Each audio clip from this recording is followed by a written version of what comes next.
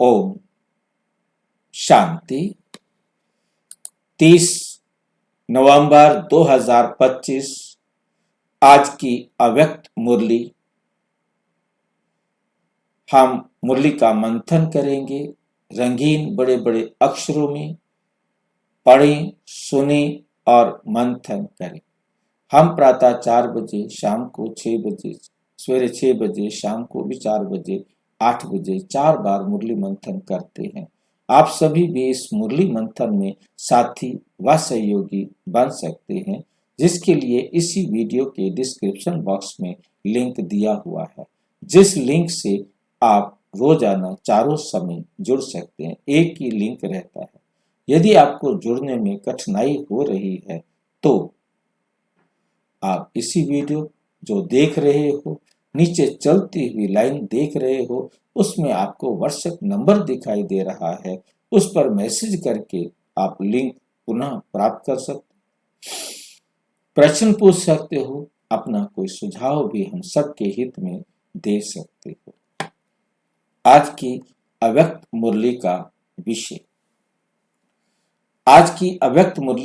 विषय है सच्चे स्नेही बन सब बोझ बाप को देकर मौज का अनुभव करो। सच्चे स्नेही बन सब बोझ बाप को देकर मौज का अनुभव करो। मेहनत मुक्त बनो। हमें यदि सच्चा बाबा से प्यार है तो सारे बोझ हम बाप को दे दें। कैसे देंगे हम सारे बोझ बाप को? सारे बोझ बाप को कैसे देंगे और बाप क्या लेंगे?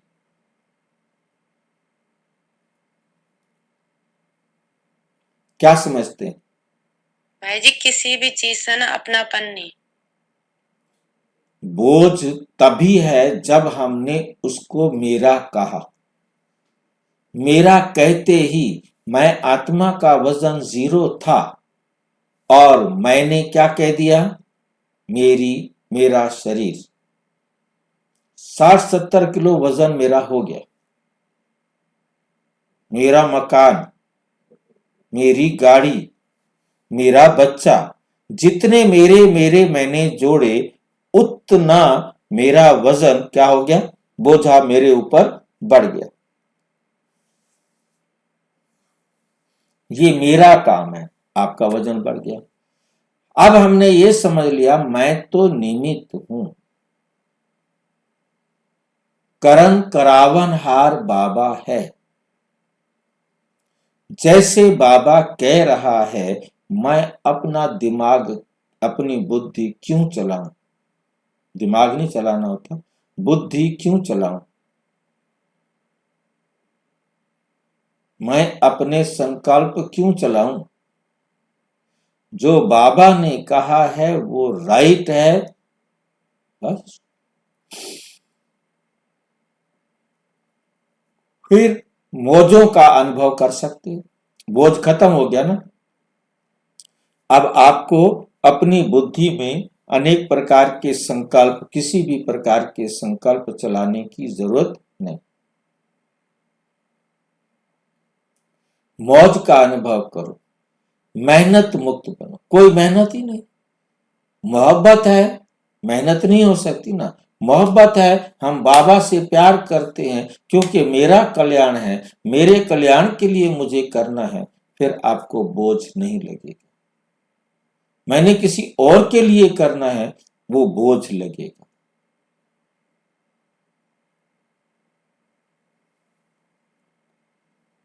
ये बाबा ने 18 जनवरी 2008 को मुरली चला।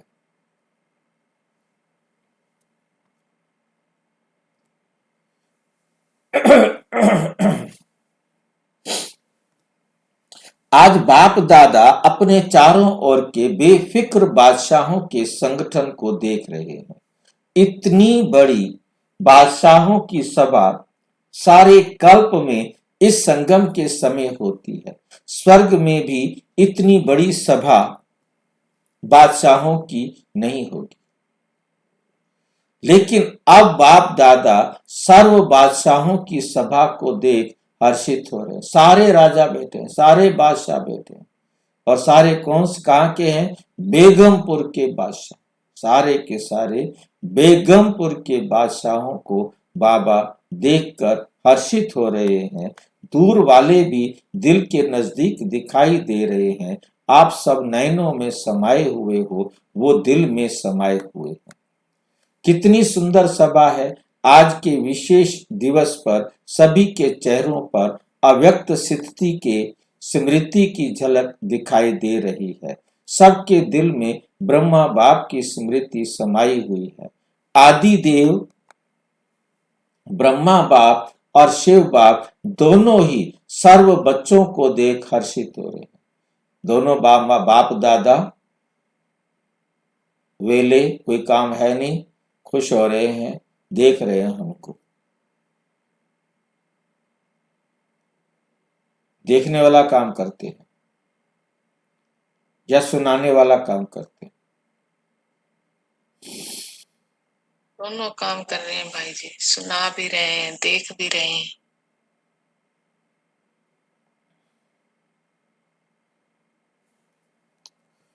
आज तो सवेरे 2 बजे से लेकर बाप दादा के गले में भिन्न भिन्न प्रकार के बाप दादा के गले में भिन्न भिन्न प्रकार की मालाएं पड़ी हुई थी। यह फूलों की मालाएं तो कॉमन है। ये 18 जनवरी की है ना मुरली। हीरों की मालाएं भी कोई बड़ी बात नहीं, लेकिन स्नेह के अमूल्य मोतियों की मालाएं अति श्रेष्ठ है। हर एक बच्चे के दिल में आज के दिन स्नेह विशेष इमर्ज रहा। बाप दादा के पास 4 प्रकार के भिन्न भिन्न मालाएं इमर्ज थी। पहला नंबर श्रेष्ठ बच्चों की, जो बाप समान बनने के श्रेष्ठ पुरुषार्थी बच्चे हैं। ऐसे बच्चे माला के रूप में बाप के गले में पिरोए हुए थे। पहली माला सबसे छोटी थी। दूसरी माला दिल के स्नेही समीप समान बच्चों की थी। पुरुषार्थी बच्चों की माला, वे श्रेष्ठ पुरुषार्थी और वे पुरुषार्थी, ये है श्रेष्ठ पुरुषार्थी, और ये वो थे श्रेष्ठ पुरुषार्थी, ये पुरुषार्थी। तीसरी माला थी जो बड़ी थी, वे थी स्नेही भी हैं, बाप की सेवा में साथी भी हैं, लेकिन कभी तीव्र पुरुषार्थी और कभी कभी तूफानों का सामना ज्यादा करने वाले, लेकिन चाहने वाले। संपन्न बनने की चाहना भी अच्छी रहती है। चौथी माला थी उलहनों वालों की। भिन्न भिन्न प्रकार के बच्चों की अव्यक्त फरिश्ते फेस के रूप में मालाएं थी। बाप दादा भी भिन्न भिन्न मालाओं को देख खुश भी हो रहे थे। स्नेह और साकाश साथ दे रहे थे। अभी आप सब अपने आप को सोचो, मैं कौन? लेकिन चारों ओर के बच्चों में विशेष संकल्प वर्तमान समय दिल में इमर्ज है कि अब कुछ करना ही है। ये उमंग उत्साह मेजोरिटी में संकल्प रूप में है, स्वरूप में नंबर 1। संकल्प तो उत्साह मेजोरिटी संकल्प में तो है, परंतु कहा नहीं है, स्वरूप में नहीं। संकल्प तो करते हैं, ये करें वो करें, ऐसे करें ऐसे, परंतु स्वरूप में लाओ, प्रैक्टिकल में लाओ। लेकिन संकल्प में है, स्वरूप में नहीं है।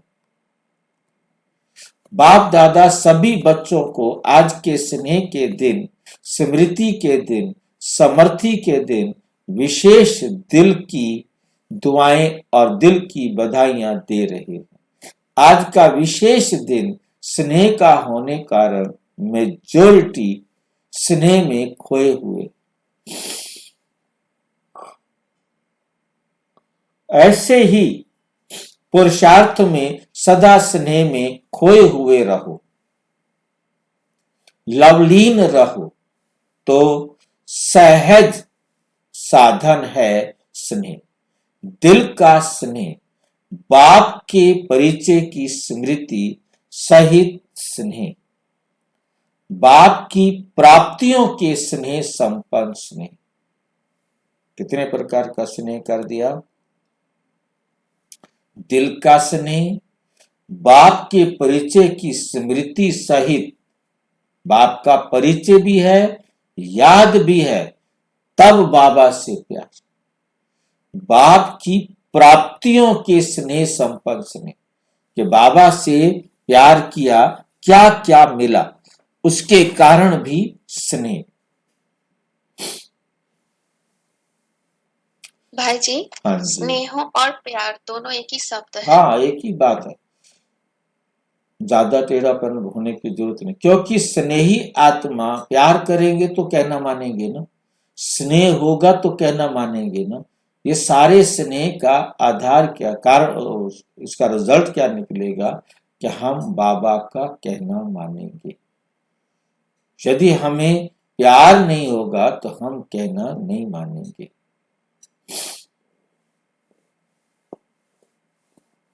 क्योंकि स्नेही आत्मा मेहनत से बच जाती है। जो स्नेही आत्मा होती है वो मेहनत से बच जाती है, उसे मेहनत नहीं करनी पड़ती, उसे मोहब्बत है ना, स्नेह है ना, उसे मेहनत, वो भाग भाग के काम करेगा।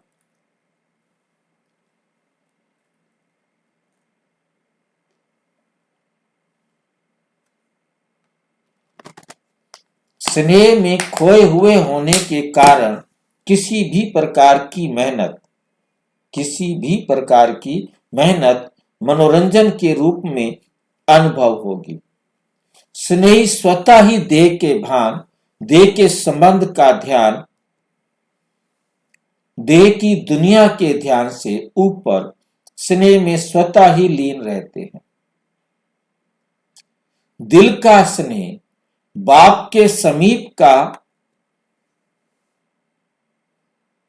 साथ का समानता का अनुभव कराता है। स्नेही सदा अपने को बाप की दुआओं के पात्र समझते, स्नेह असंभव को भी सहज संभव कर देता है। स्नेह कितना भी असंभव कोई काम हो उसको भी सहज संभव कर देता है। सदा अपने मस्तक पर, माथे पर बाप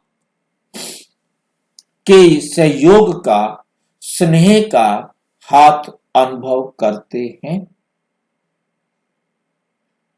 निश्चय बुद्धि निश्चिंत रहते हैं। आप सभी आदि स्थापना के बच्चों को आदि के समय का अनुभव है। अभी भी सेवा के आदि निमित्त बच्चों को अनुभव है कि आदि में सभी बच्चों को बाप मिला। उस स्मृति से स्नेह का नशा कितना था। नॉलेज तो पीछे मिली, लेकिन पहला पहला नशा स्नेह में खोए हुए हैं। बाप स्नेह का सागर है, तो मेजॉरिटी बच्चे आदि से स्नेह के सागर में खोए हुए हैं। पुरुषार्थ की रफ्तार में बहुत अच्छे स्पीड से चले हैं, लेकिन कई बच्चे स्नेह के सागर में खो जाते हैं। कोई सिर्फ डुबकी लगा के बाहर आ जाते हैं। इसलिए जितने खोए हुए बच्चों को मेहनत लगती उतनी उन्हों को नहीं। कभी मेहनत, कभी मोहब्बत, दोनों में रहते हैं, लेकिन जो स्नेह में लवलीन रहते हैं वे सदा अपने को छत्र छाया के अंदर रहने का अनुभव करते हैं। दिल के स्नेही बच्चे मेहनत को भी मोहब्बत में बदल लेते हैं। उन्हों के आगे पहाड़ जैसी समस्या भी पहाड़ नहीं, लेकिन रुई समान अनुभव होती है। पत्थर भी पानी समान अनुभव होता है। तो जैसे आज विशेष स्नेह के वायुमंडल में रहे तो अनुभव किया मेहनत है, वह मनोरंजन हुआ। आज तो स्नेह का सबको अनुभव हुआ ना। स्नेह में खोए हुए थे सभी, आज मेहनत का अनुभव हुआ। किसी भी बात की मेहनत का अनुभव हुआ, क्या, क्यों, कैसे का संकल्प आया। स्नेह सब भुला देता है। तो बाप दादा कहते हैं कि बाप के इस स्नेह को भूलो नहीं। स्नेह का सागर मिला, खूब लहराओ। जब भी कोई मेहनत का अनुभव हो ना, क्योंकि माया बीच बीच में पेपर तो लेती है, लेकिन उस समय स्नेह के अनुभव को याद करो तो मेहनत मोहब्बत में बदल जाएगी। अनुभव करके देखो क्या है, गलती क्या हो जाती है, उस समय क्या, क्यों, इसमें बहुत चले जाते हैं। ये क्यों, ऐसा क्यों, ऐसे कैसे किया, अनेक प्रश्न खड़े करते। वे जाता भी है, लेकिन जाएगा कैसे। स्नेह को याद करने से मेहनत चली जाएगी। जैसे ही आपको प्यार आएगा तो मेहनत नहीं लगेगी, क्योंकि सभी को भिन्न भिन्न समय पर बाप दादा दोनों के स्नेह का अनुभव तो है ना। अनुभव कभी तो किया है ना। चलो सदा नहीं, कभी तो है ना। उस समय को याद करो। बाप का स्नेह क्या है, बाप के स्नेह से क्या क्या अनुभव किया। तो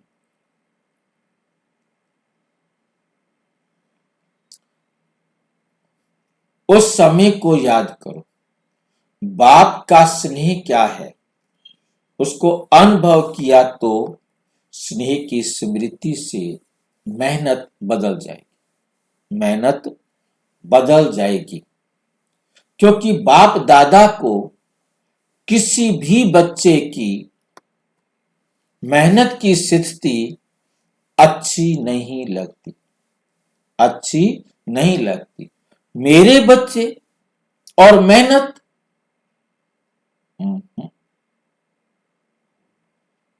तो मेहनत मुक्त कब बनेंगे। ये संगम युग ही है जिसमें मेहनत मुक्त मौज ही मौज में रह सकते हैं। मौज नहीं है तो,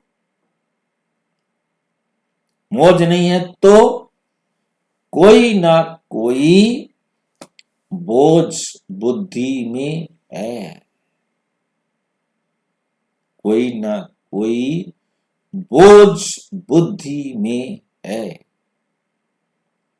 बाप ने कहा है, बोझ मुझे दे दो, मैं पन को भूल ट्रस्टी बन जाओ। जिम्मेवारी बाप को दे दो।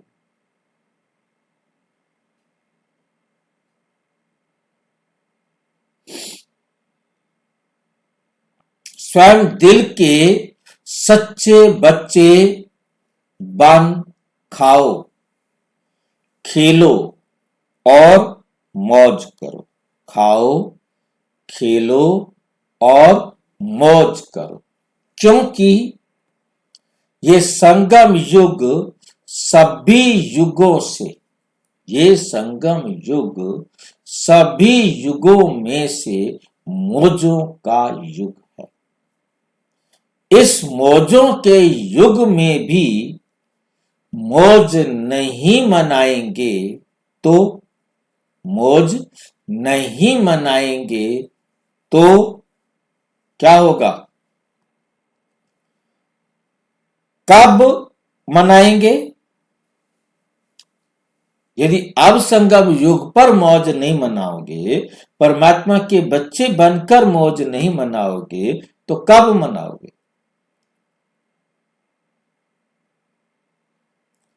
बाप दादा जब देखते हैं ना कि बच्चे बोझ उठा के बहुत मेहनत कर रहे हैं, दे नहीं देते, खुद ही उठा लेते, तो बाप को तो तरस पड़ेगा ना, रहम आएगा ना। मौजों के समय मेहनत, स्नेह में खो जाओ, स्नेह के समय को याद करो। हर एक को कोई ना कोई समय, कोई ना कोई समय विशेष स्नेह की अनुभूति होती ही है, हुई है। बाप जानते हैं हुई है, लेकिन याद नहीं करते हो, लेकिन याद नहीं करते हो। मेहनत को ही देखते रहते, उलझते रहते। अगर आज भी अमृत वेले से अब तक बाप दादा दोनों अथॉरिटी के स्नेह का दिल से अनुभव किया होगा, तो आज के दिन को भी याद करने से स्नेह के आगे मेहनत समाप्त हो जाएगी, मेहनत समाप्त हो जाएगी। अभी बाप दादा इस वर्ष में हर बच्चे को स्नेह युक्त, मेहनत मुक्त देखने चाहते। मेहनत का नाम निशान दिल में नहीं रहे, जीवन में नहीं रहे। हो सकता है, पूछ रहे हैं बाबा, मेहनत का नामो निशान दिल में नहीं रहे, जीवन में नहीं रहे, हो सकता है, हो सकता है, पूछ रहे हैं दोबारा। हाँ जी बाबा। जो समझते हैं करके ही छोड़ना है, हिम्मत वाले हैं, वो हाथ उठा। आज विशेष ऐसे हर बच्चे को बाप दादा का विशेष वरदान है, मेहनत मुक्त होने का। स्वीकार है, ये वरदान स्वीकार है। फिर कुछ भी हो जाए तो क्या करेंगे? क्या, क्यों तो नहीं करेंगे ना, मोहब्बत के समय को याद करना। कब बाबा ने, दीदी ने बहुत अच्छी पालना दी थी।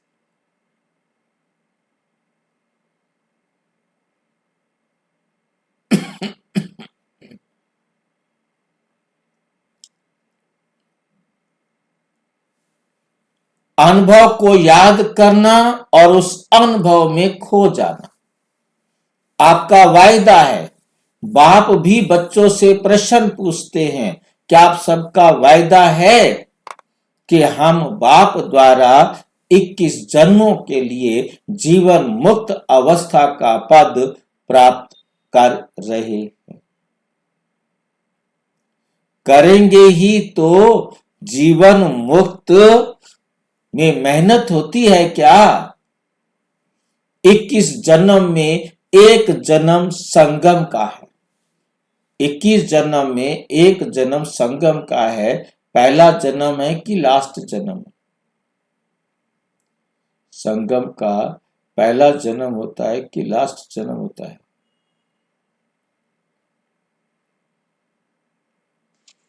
पहला जन्म। पहला जन्म होता है। इसलिए 8 जन्म सत्युग के, 12 जन्म द्वापर के बोले जाते हैं और एक जन्म संगम का बोला जाता है।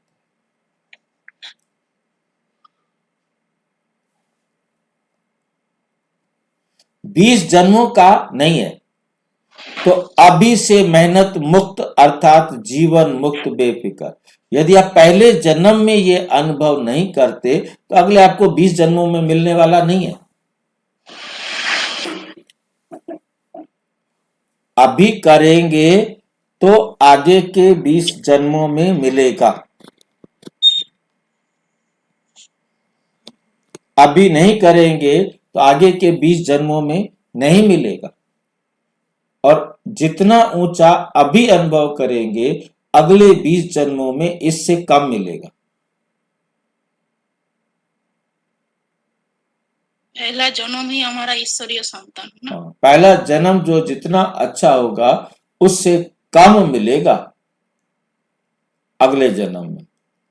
हर जन्म में वो धीरे धीरे कम होता जाएगा। हाँ जी, पहला जन्म डायमंड जन्म है। डायमंड जन्म है और धीरे धीरे आगे वाले जन्म कम होते ही जाएंगे।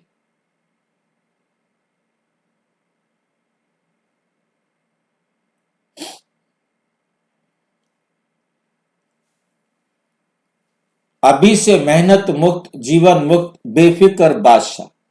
अभी के संस्कार आत्मा में 21 जन्म इमर्ज रहेंगे। तो 21 जन्मों का वर्षा लिया है ना, या लेना है? अभी ले लिया है या अभी लेना है? नहीं लिया है तो अभी ले ले। तो अटेंशन प्लीज। मेहनत मुक्त, संतुष्ट रहना और संतुष्ट करना।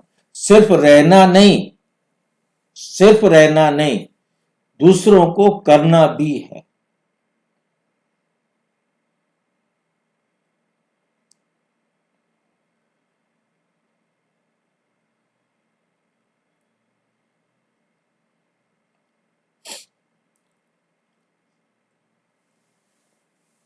तो रोज कोई ना कोई बोझ की बातें, मेहनत की बातें क्या क्यों की भाषा में आएंगी।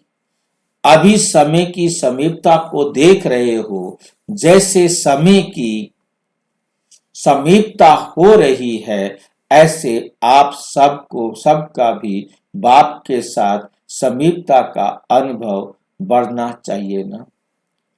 बाप से आपकी समीपता समय की समीपता को समाप्त करेगी। क्या आप सभी बच्चों को आत्माओं के दुख अशांति का आवाज कानों में नहीं सुनाई देता? आप ही पूर्वज भी हो, पूज्य भी हो।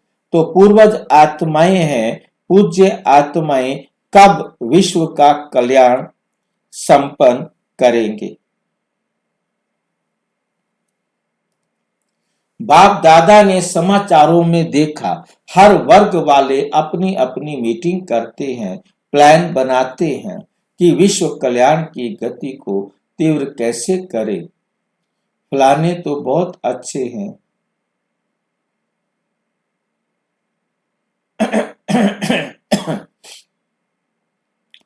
लेकिन बाप दादा पूछते हैं आखिर भी कब तक?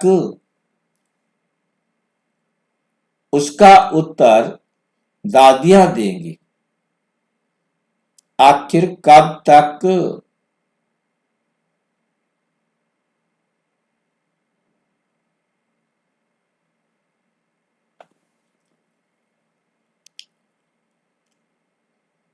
पांडव देंगे।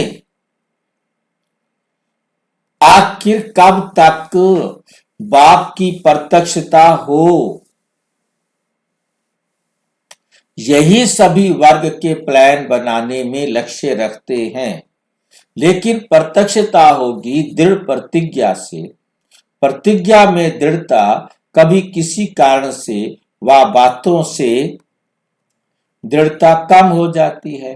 प्रतिज्ञा बहुत अच्छी करते हैं।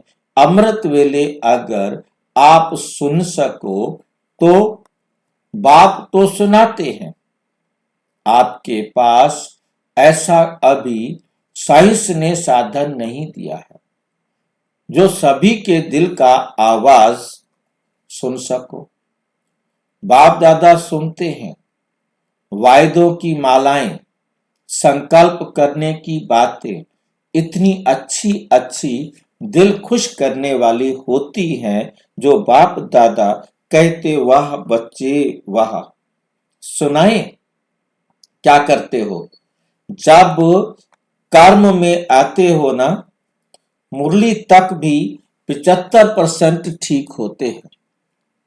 लेकिन जब कर्म योग में आते हो उसमें फर्क आ जाता है।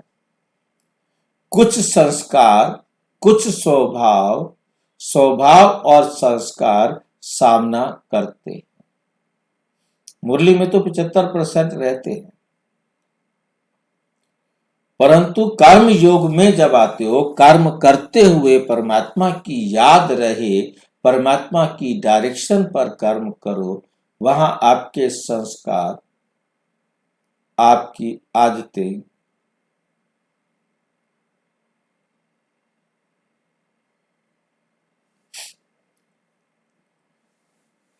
कुछ संस्कार, कुछ स्वभाव, स्वभाव और संस्कार सामना करते हैं।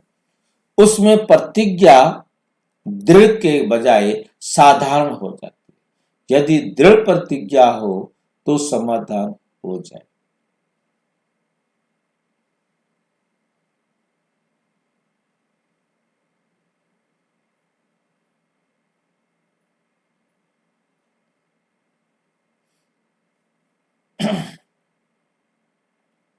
दृढ़ता की परसेंटेज कम हो जाती है, और दृढ़ता की परसेंटेज कम होती है तो माया आ जाती है।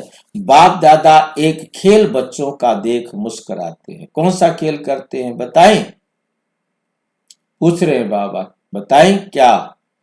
बाप दादा को तो खेल देखने में रहम आता है, मजा नहीं आता, क्योंकि बाप दादा देखते हैं बच्चे अपनी भूल सुधारते, बच्चे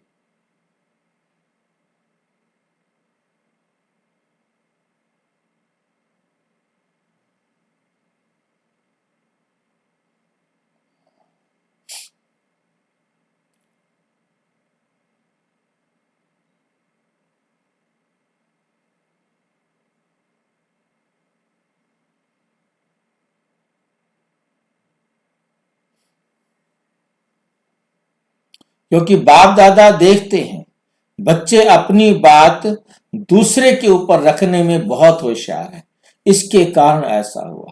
ये ना होता ना तो मेरे से कोई गलती नहीं, ये मेरा दोस्त है, किस बात की?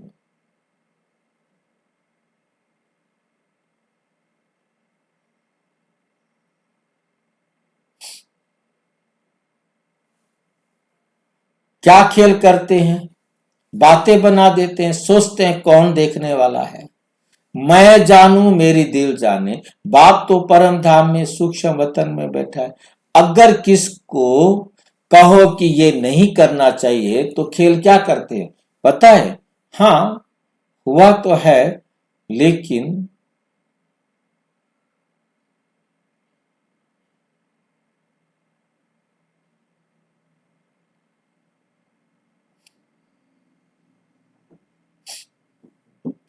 तो खेल क्या करते हैं पता है ना?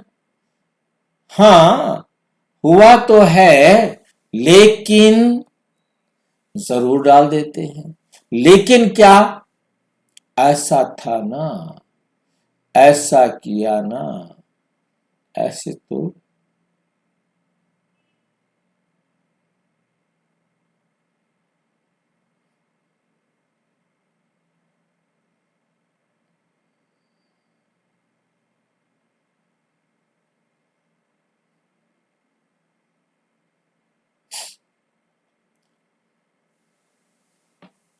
तब भी हुआ,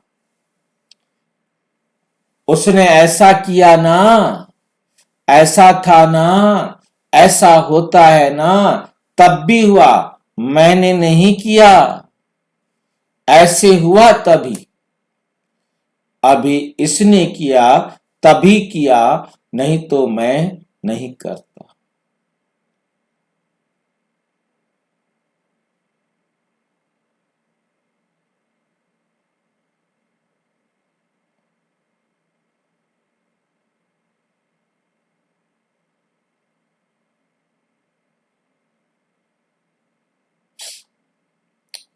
ये क्या हुआ, क्यों हुआ? अपनी महसूसता, रियलाइजेशन कम है। अच्छा मानो उसने ऐसा किया, तभी आपने किया, चलो बहुत अच्छा, पहला नंबर वे हुआ और दूसरा नंबर आप हुए, ठीक है।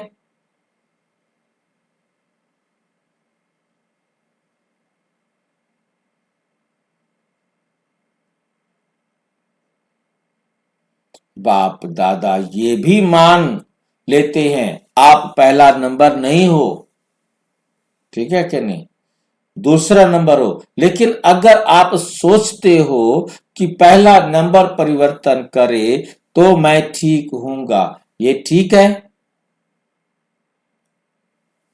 ये ठीक है।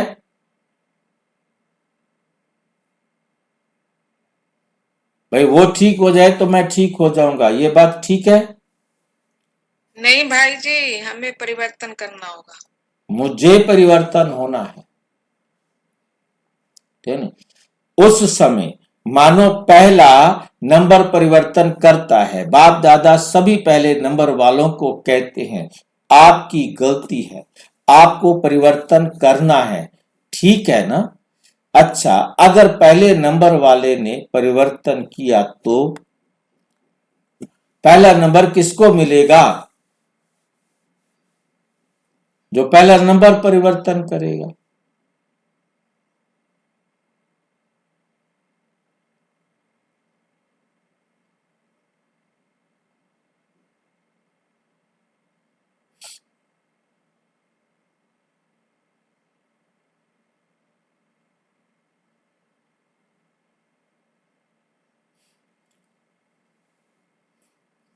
परिवर्तन शक्ति में आपका पहला नंबर नहीं होगा, पहला नंबर आपने उसको दे दिया क्योंकि वो पहले बदला, आप बाद में बदले हो। आपको कौन सा नंबर मिलेगा? दूसरा या बाद का कोई नंबर मिलेगा ना।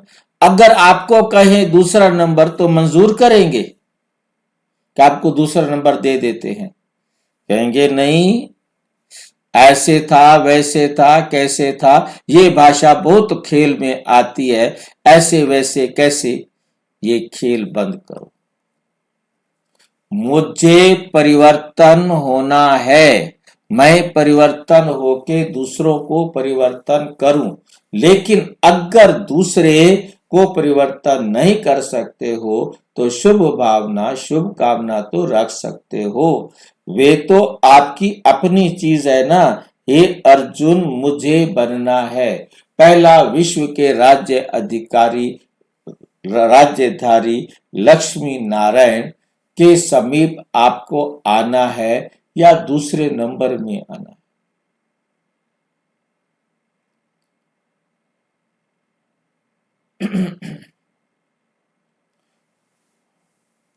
आपको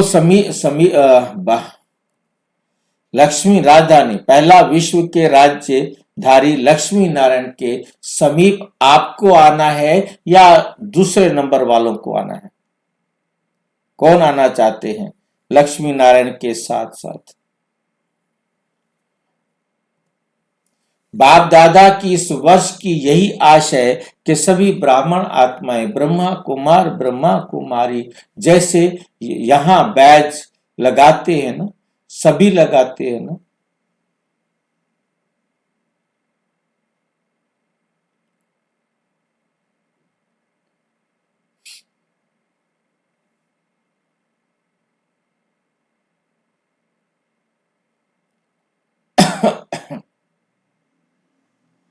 जैसे यहाँ ये बैज लगाते हो ना, सभी लगाते हैं ना, यहां भी आते हो तो आपको बैज मिलता है, चाहे कागज का तो चाहे सोने का, चाहे चांदी का। तो जैसा यहां बैज लगाते हैं वैसे दिल में, मन में ये बैज लगाओ। मुझे परिवर्तन होना है, मुझे निमित्त बनना है।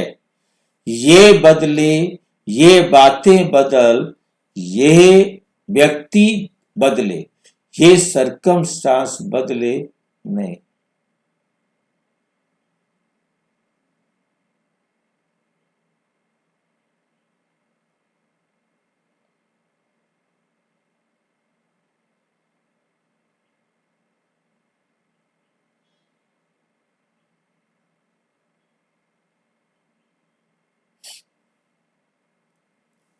आप ऊंचे जा रहे हो, ऊंचे स्थान पर समस्याएं भी तो ऊंची आती है ना, लेकिन जैसे आज नंबर वार यथाशक्ति स्नेह के स्मृति का वायुमंडल था, ऐसे अपने मन में सदा स्नेह में लवलीन रहने का वायुमंडल सदा बनाओ, सदा इमर्ज रखो। बाप दादा के पास समाचार बहुत अच्छे अच्छे आते हैं, संकल्प तक बहुत अच्छे हैं।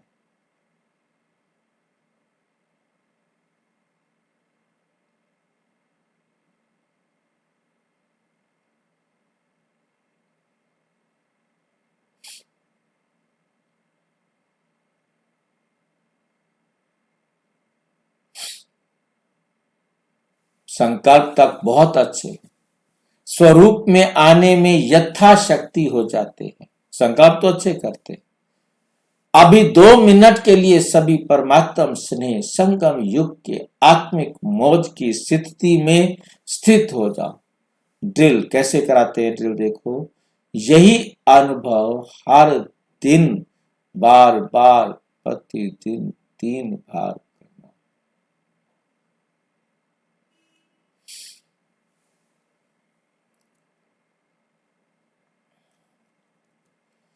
स्नेह का को नहीं छोड़ना है, स्नेह में खो जाना है, खो जाना सीखो। अच्छा, चारों ओर के योग युक्त, युक्ति युक्त, राज युक्त, खुद भी राज को जानने वाले,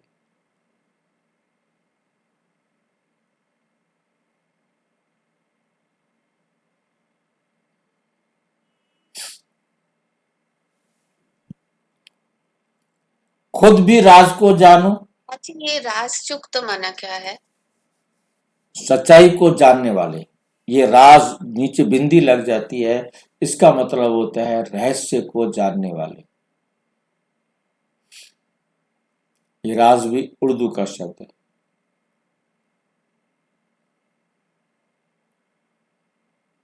भाई जी बाबा जो सच बता रहे हैं वो जान। राज को जानना है, उस पर चलना है।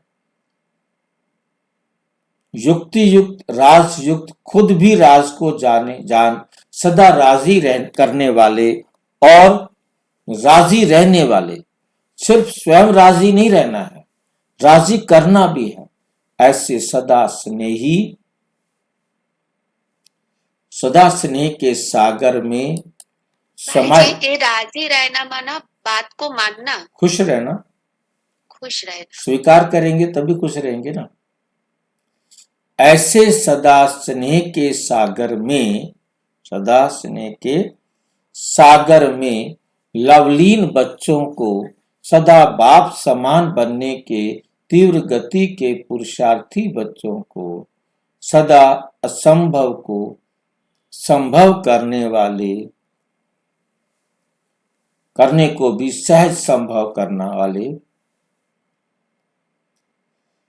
से वाली श्रेष्ठ आत्माओं को सदा बाप के साथ रहने वाले और बाप की सेवा में साथ रहने वाले ऐसे बहुत लकी और लवली बच्चों को आज बाप दादा के घर से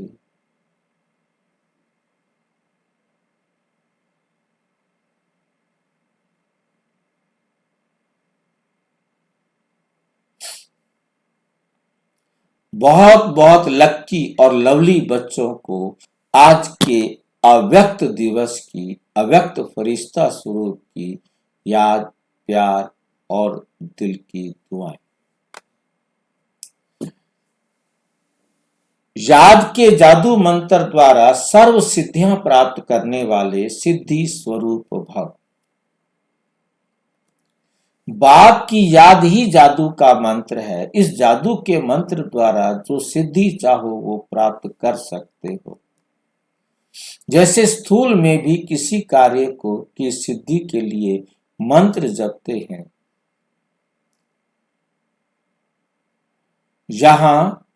ऐसे यहां भी अगर किसी कार्य में सिद्धि चाहिए तो ये याद का महामंत्र ही विधि सिद्धि सुविधि स्वरूप है।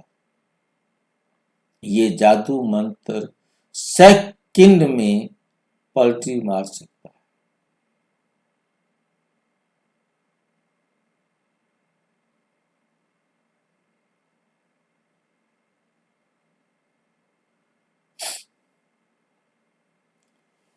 सिद्धि चाहिए तो ये याद का महामंत्र ही विधि स्वरूप है।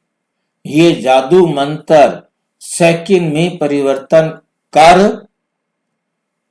देता है। इसे सदा स्मृति में रखो, सदा सिद्धि स्वरूप बन जाएंगे क्योंकि याद में ही रहना है। अच्छा, बड़ी बात नहीं है सदा याद में रहना, ये बड़ी बात है। कौन सी बड़ी बात नहीं है? इससे सदा स्मृति में रखो, सदा सिद्धि स्वरूप बन जाएंगे क्योंकि याद में रहना बड़ी बात नहीं है। सदा याद में रहना ये बड़ी बात है। सदा, बीच में इधर उधर के ख्यालात ना सोने से पहले मन को शांत कर लेना तो बहुत सिद्धि प्राप्त होती। ये बड़ी बात है, इसी से सर्व सिद्धियां प्राप्त होती हैं। स्लोगन, सेकंड में विस्तार को सार स्वरूप में समाने वाले अर्थात अंतिम सर्टिफिकेट लेना है। अव्यक्त इशारे अशरीरी व विदेही सिद्धि का अनुभव कहां गया वो है?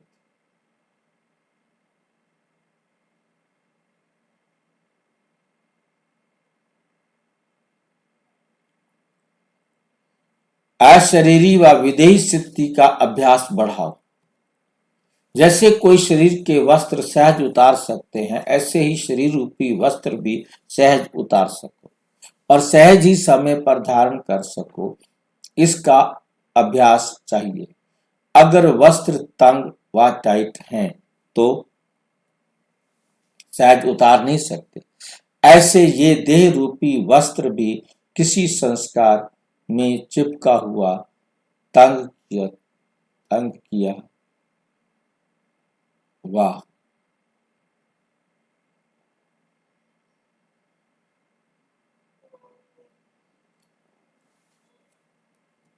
टाइट ना हो।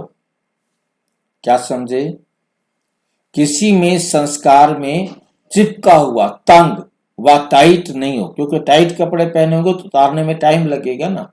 उसके लिए सभी बातों में इजी रहो। यदि इजी रहेंगे तो सभी कार्य इजी होंगे। जितना पुराने संस्कारों से न्यारा बनकर उतना अवस्था भी न्यारी अर्थात देही सहज बन जाएंगे। अच्छा, ओम शांति। और विस्तार से जानने के लिए प्रजापिता ब्रह्मा कुमारी ईश्वरीय विश्वविद्यालय के किसी भी सेवा केंद्र पर संपर्क करें। और यदि कोई प्रश्न है तो